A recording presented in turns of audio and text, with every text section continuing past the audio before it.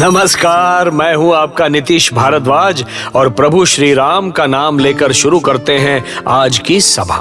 तो जैसा हमने पिछले एपिसोड में देखा था कि हनुमान श्री राम और लक्ष्मण की खोज में पाताल लोक पहुंच गए।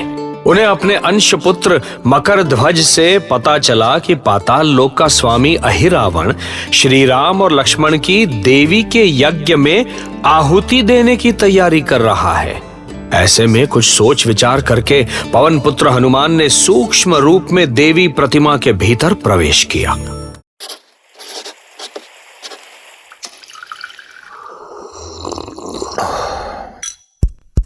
Fever stories. ओम ह्रीं दुर्गाय स्वाहा। ओम ह्रीं रक्तदंतिकाय स्वाहा। प्रसाद लाओ, मैं भोग लगाऊंगी। देवी प्रसन्न हुई महाराज, देवी प्रसन्न हुई। देवी चंडिका की। अयोध्या कुमारों, देवी के समक्ष तुम दोनों की बलि के पूर्व मैं विधान के अनुसार तुम दोनों की अंतिम इच्छा जानना चाहता हूं।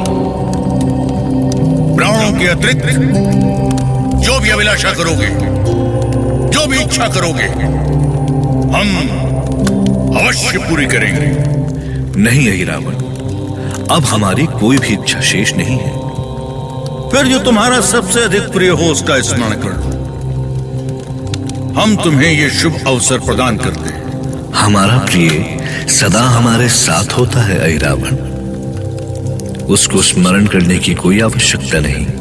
ना तो वो हमें भूल सकता है और ना ही हम उसे भूल सकते हैं। उसका नाम है हनुमान। हनुमान। ये कैसा कठिन समय है प्रभु। भक्त अपने अंतिम समय में भगवान को याद करता है और यहाँ भगवान अपने अंतिम समय में अपने भक्त को याद कर रहे हैं। कैसे संभाल सकूंगा आपका ये उपकार। बस करो राम, बस करो।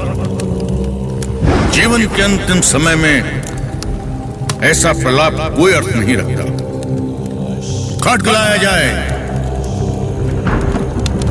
ये लीजिए महीपति। या देवी सर्वभूतेषु शक्ति रूपेण संस्थिता नमस्तस्यै नमस्तस्यै नमस्तस्यै नमो नमः। प्रसन्न हो देवी, प्रसन्न हो देवी।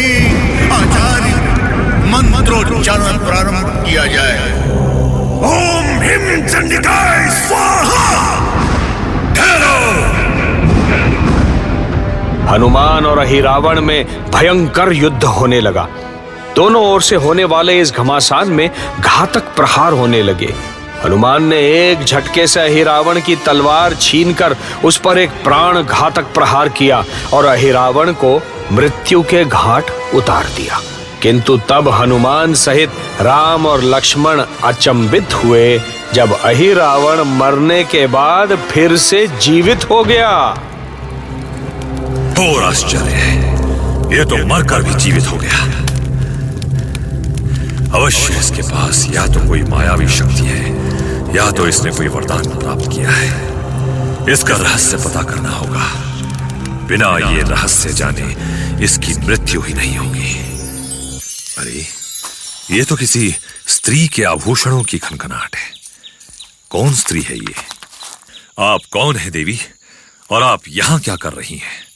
मैं नाग कन्या हूँ और अहिरावण मुझे बलपूर्वक हरण कर यहाँ लाया और अपनी भार्या बनाकर रखा है। मैं इससे मुक्ति चाहती हूँ। मैं पाताल लोक के अधिपति अहिरावण का अंत चाहती हूँ। मैं स्वार्थवश आपकी सहायता करना चाहती हूँ। स्वार्थ? कैसा स्वार्थ? शीघ्र बताइए देवी। उस उपकार के बदले तुम्हारे प्रभु श्री राम को मुझसे विवाह करना होगा। क्या कहा? प्रभु श्री राम तो पहले से ही विवाहित हैं। तो ठीक है, यदि उन्हें विवाह नहीं करना है तो मुझे रहस्य भी नहीं बताना है। हे प्रभु। चलो ठीक है, तो फिर हमारी भी एक शर्त है। यदि प्रभु श्री राम विवाह करते समय जिस आसन पर बैठेंगे वो नहीं टूटा तो वे अवश्य ये विवाह करेंगे। ठीक है, मुझे स्वीकार है। अब तुम शीघ्र ही अहिरावण के बार बार जीवित होने का रहस्य बताओ। वो मर क्यों नहीं रहा है, शीघ्र बताओ। अहिरावण के प्राण उन 2 भंवरों में बसते हैं जो वहां सामने उड़ रहे हैं।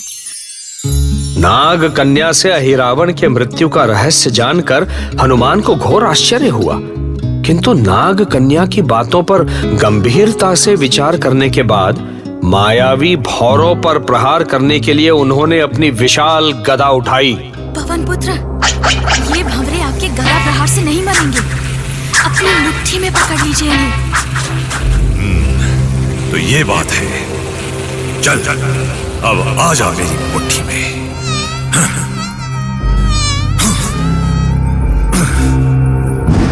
देख अहिरावण, अब तेरे प्राण मेरी मुट्ठी में है।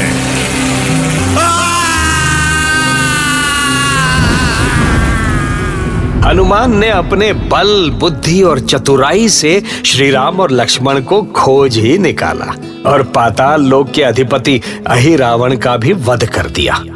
किंतु सबसे बड़ा धर्म संकट तो श्री राम के सामने नाग कन्या से विवाह करने का था, जिसका निराकरण हनुमान को ही करना था। तो क्या हनुमान इस संकट से कोई रास्ता निकाल लेंगे? जानेंगे ना रामायण की अगली कड़ी में।